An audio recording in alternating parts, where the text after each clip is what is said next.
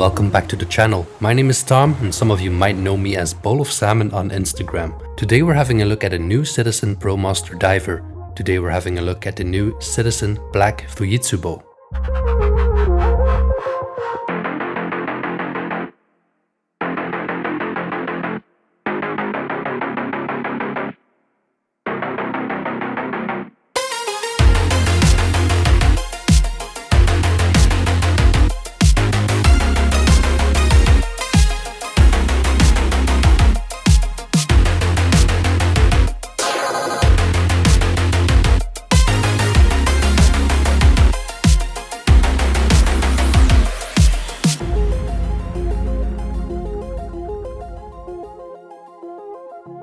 Last year, Citizen released two Citizen Promaster mechanical divers, inspired by the legendary 1977 Challenge diver. Two excellent budget-friendly dive watches, providing some solid bang for buck. And there's a good reason that these frequently make the list of favorite watches under 1000. Citizen divers first crossed my path when I noticed a colleague of mine wearing a Promaster Marine Eco Drive. A full titanium watch that after 2 years of use still looks in super good shape and probably is more accurate than all my watches. And curiosity got the better of me, so I added this 2022 Challenge Diver reissue to my collection. Recently I got in touch with Citizen and they provided me with a bit of a scoop. While this black DLC version was previously announced for the Asian market, it has just been announced for the European market. So let's have a closer look and compare the lineup. The newer model adds a bit of a tougher look to the collection.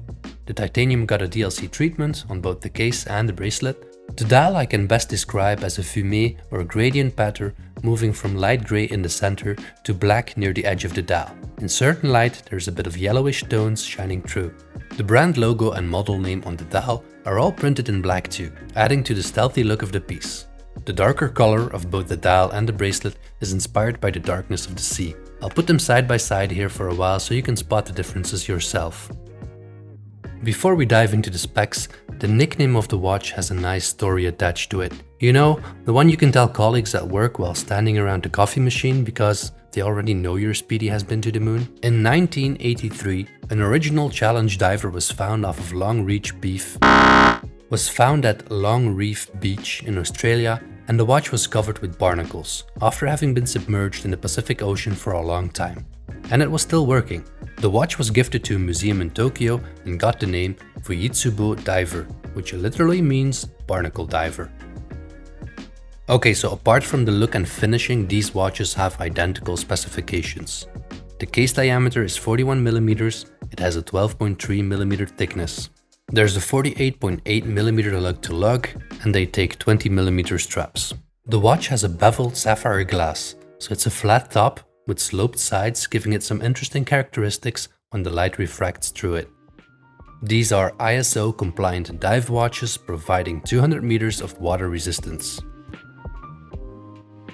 Both the case and bracelet are made of Citizen's proprietary Super Titanium. Citizen states that this is 5 times harder to scratch than stainless steel.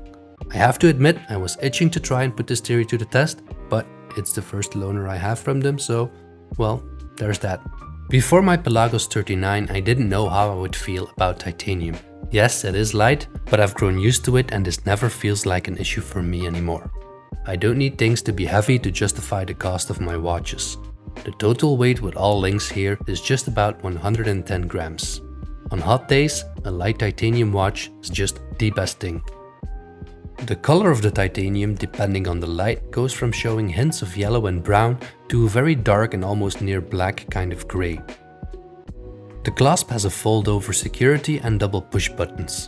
I couldn't find any micro extensions and I actually stopped searching for them when I realized there was an extension system built into the clasp.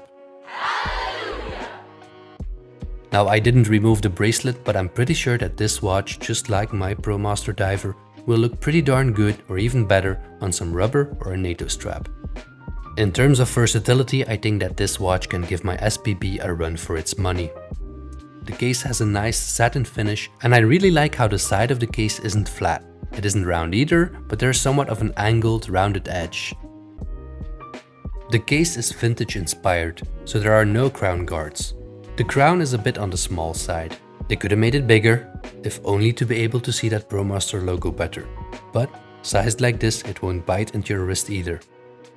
It's a very good looking aluminum bezel, with the big numerals taking up the spotlight. And there's a loomed pip at 12 o'clock.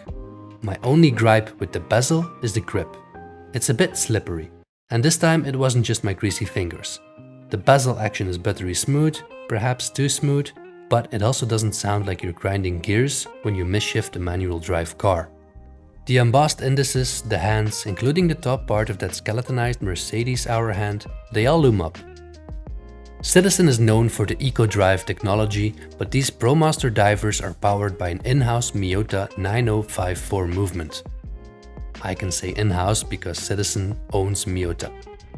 This movement uses anti-magnetic materials for the balance spring and surrounding components to boost the overall magnetic resistance of the watch. The watch has a power reserve of 42 hours, providing an accuracy of -10 to +20 a day. That doesn't sound brilliant, but it is pretty standard for watches at this price point, and mine has actually been running a lot more accurate than this. If you're looking to add a budget-friendly dive watch, Citizen just gave you some more options to consider. The color of the DLC coated titanium you will either love or hate. If you're not a fan of the bracelet, but you like the gradient dial, remember that this watch will look good on a bunch of aftermarket straps. The minor issues I have with the crown or bezel are just the same for my Promaster, and I still enjoy that watch a lot. These offer great value, and you can go on your travel adventures worry-free. You even get a Mercedes hour hand thrown in for free, and you don't have to worry about hiding the watch under your long sleeves. What do you think of these watches? Let me know in the comments or come find me on Instagram. Thank you for watching, don't forget to like and subscribe, and I hope to welcome you back next time. Bye.